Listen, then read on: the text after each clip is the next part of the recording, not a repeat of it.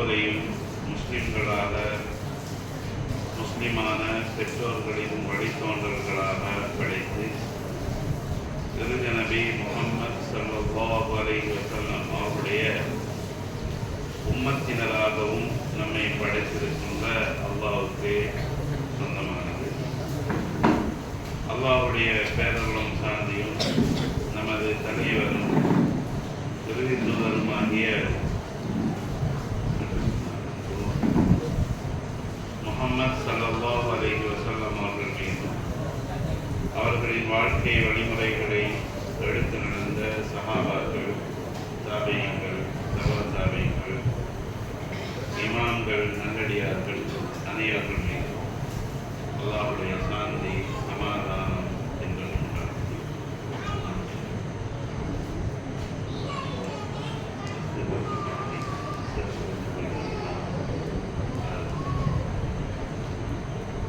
மதிப்புக்குரிய பெரியவர்களே, சகோதரர்களே, முதலாவது அமர்வில் நாங்கள் ஜாகிலிய காலம் தொடர்பாக முக்கியமான சில குறிப்புகளை எடுத்துக்கணும்.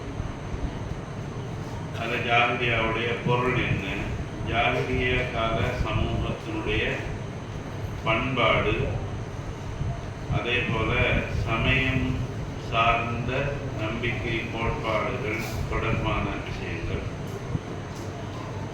போன்ற விஷயங்களை நாங்கள் எடுத்துக்கணும். அதில் அல்லாஹ் தஆலா குர்ஆன்ல சொன்னது போல முஹம்மது ஸல்லல்லாஹு அலைஹி வஸல்லம் அவர்களுக்கு அவனுடைய தூதுத்துவத்தை ஒரு நட்பாக்கியமாக கொடுத்தான்.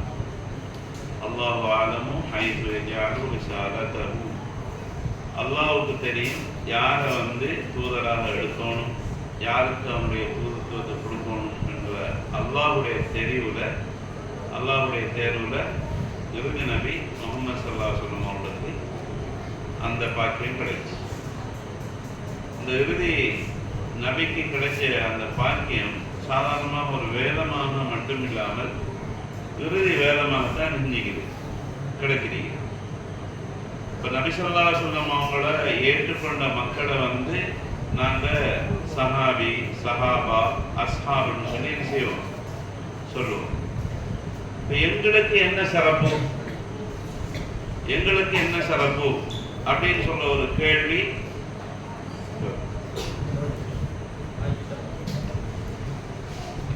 எங்களுக்கு என்ன சிறப்பு அப்படின்னு சொல்லி நாங்கள் எங்களை எப்பவுமே கேட்டுக்கொள்வோம்.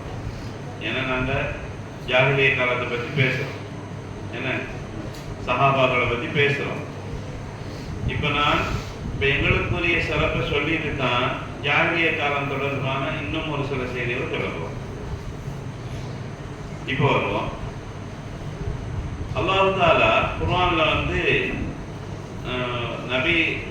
நபியை அனுப்பினதை பற்றி சொல்லும்போது லக்கது மன்னல்லாஹு, அல்லாஹ் தஆலா அவங்களுக்கு பேரருள் செய்தான். இஸ்பாத ஃபீஹிம் ரசூலன், ரசூல்மார்களை அனுப்பி பேரருள் செய்தான் அப்படின்னு சொல்லி சஹாபா பெருமக்களை சொல்லலாம். அப்ப அந்த பேரருள்ல எங்களுக்கு ஒரு பகுதி இருக்கு, அப்படித்தானே? அல்லாஹ் தஆலா செஞ்ச பேரருள் எங்களுக்கும் இருக்கு. எதை வச்சு? அல்லாஹ் குர்ஆன்ல சஹாபாக்களை பார்த்தே சொல்றான், நீங்க உத்குரு நிஅமத்தல்லாஹ்னு சொல்லி தொடங்குற வசனத்துல அல்லாஹ்வுடைய அருளை நீங்கள் நினைவு கூறுங்கள். நீங்க விரோதிகளாக இருந்த உங்களை அல்லாஹ் ஒற்றுமைப்படுத்தி விட்டான். ஹவுஸ் ஃபஸ்ட் இருந்தீங்க, நீங்க சாதாரண விஷயத்துக்காக ஆண்டாண்டு காலம் கண்டுபிடிப்பீங்க. முகமது நபி அனுப்பி உங்களுக்கு நல்வழியை சொல்லி தந்தான், அது ஒரு அருள். நீங்க கண்டுபிடிக்காம இருக்கிறது என்னது? ஒரு அருள். அடுத்த பெரிய அருள் என்ன? வக்குந்துமலா ஷஃபா ஹுஃப்ரத்தின் மினன் நார், நீங்க நரகத்தினுடைய விளிம்பில் இருந்தீங்க, தள்ளிவிட்டா விழுந்துருவீங்க. எங்க விழுவீங்க? நரகத்திற்கு விழுவீங்க. இப்படி கட்டத்துல தான் தூதரை அனுப்பி பான்கலக்கும் மின்ஹா, இந்த இறை தூதர் மூலமாக உங்களுக்கு அவனுடைய போதனைகளை சொல்லி அதான் செஞ்சான், உங்களை காப்பாற்றினான். யாருக்கு சொல்லுவது? யாரெல்லாம் ரசூலை ஈமான் கொண்டார்களோ அந்த சஹாபாக்களுக்கும் ஈமான் கொண்ட சஹாபாக்களுடைய வழித்தோன்றல்களான எங்களுக்கு சொல்லுது. வழித்தோன்றல்னா என்ன விஷயத்துல வழித்தோன்றல்கள்? நாங்கள் ஈமானுடைய அடிப்படையில் அவங்களோட வழியில் இருக்கிறோம், அப்படிதானே?